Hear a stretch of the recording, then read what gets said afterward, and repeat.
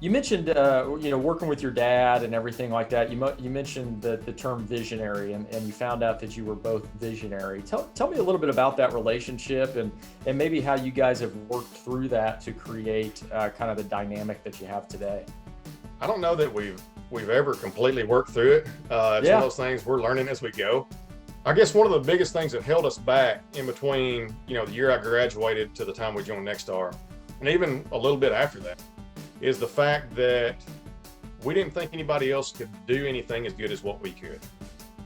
Dad and I both were, I would say, are confident in our abilities to be able to fix pretty much anything, and especially on HVAC.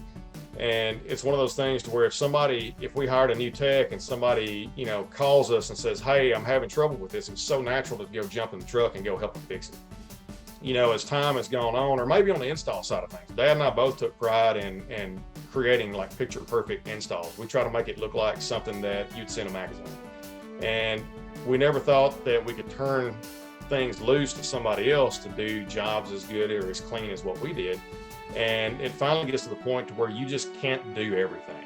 If you're going to grow, or you're going to try to be better than you were yesterday or whatever, you can't do it all. You've got to have somebody come in and take responsibility for a portion of it, or completely turn it over to them.